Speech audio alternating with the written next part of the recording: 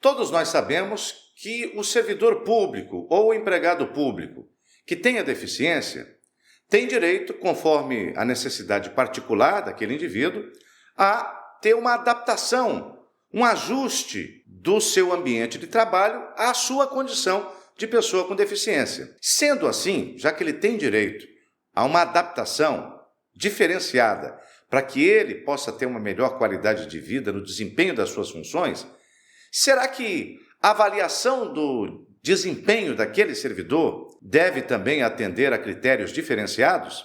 Quer saber? Aguenta aí que eu já te conto.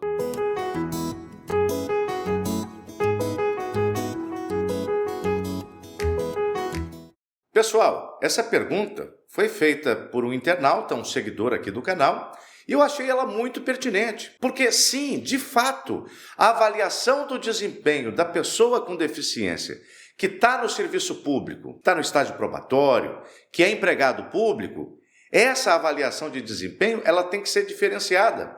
Ora, se a jornada do indivíduo pode ser adaptada em razão da deficiência, é claro que a avaliação de desempenho não pode ser a mesma avaliação de desempenho aplicada a pessoas típicas, a pessoas que não têm deficiência. Naturalmente, quando o servidor informa ao RH, ao departamento que gerencia o pessoal, que ele tem uma deficiência, seja lá qual for, sensorial, física, mental, não importa, se ele tem uma deficiência. Qual é a obrigação do serviço público a partir daí? A obrigação do serviço público é avaliar aquele colaborador. Bota a junta médica, avalia, para saber quais são as restrições impostas a este trabalhador pela deficiência que o acomete. Então, quando você faz a avaliação, que é dever do poder público, segundo o artigo 2º da Lei 13.146 de 2015, a LBI, Lei Brasileira de Inclusão. O poder público está obrigado a avaliar. Avaliou, entendeu como a deficiência se expressa, se manifesta naquele servidor e, em decorrência dessa deficiência e da forma, em particular, como a deficiência se manifesta naquele servidor, você já vai ter um panorama.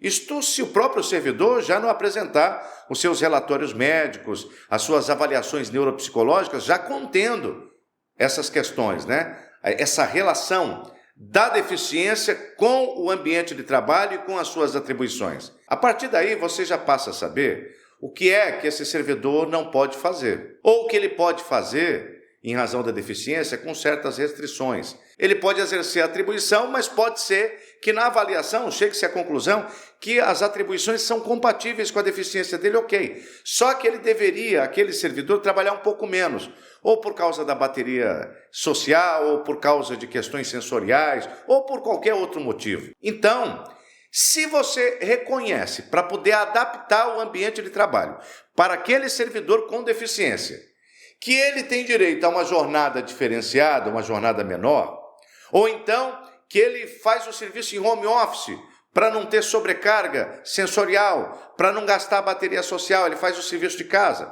Aquelas atribuições em particular podem ser executadas à distância, ok. Você reconheceu isso? Se reconheceu isso, você vai reconhecer também na avaliação de desempenho que a forma de avaliar este indivíduo é diferente.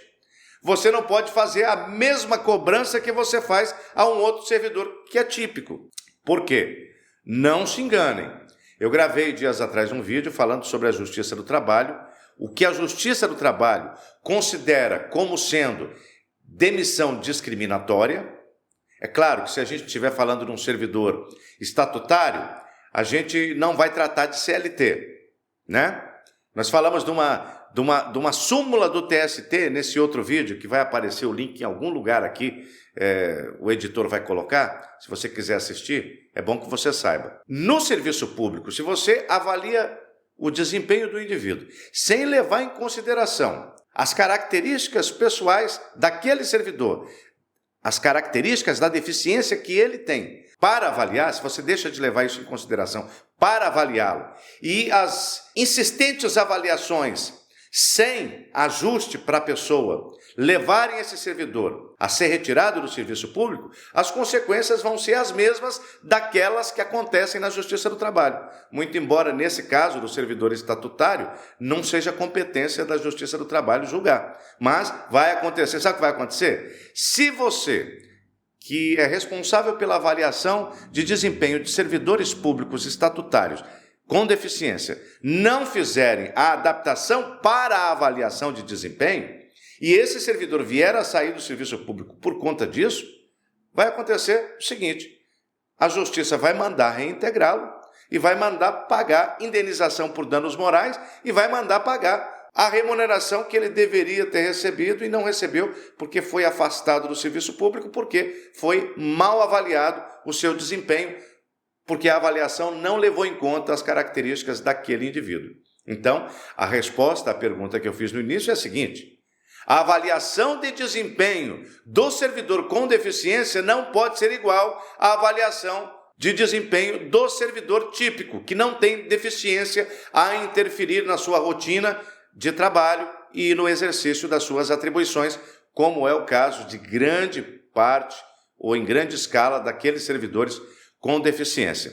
E isto, gente, independe do servidor ter ingressado no serviço público por meio das cotas PCD ou o servidor ter descoberto depois que tem a deficiência ou a deficiência ser superveniente, no momento que ele já exercia a carreira dele no serviço público. Eu espero que esse vídeo tenha sido útil. Se foi útil, eu peço a você que se inscreva no canal, que clique no sininho, que dê um like e que compartilhe esse vídeo com outras pessoas que, assim como você, possam ter interesse nesse assunto. Muito obrigado e até o nosso próximo encontro.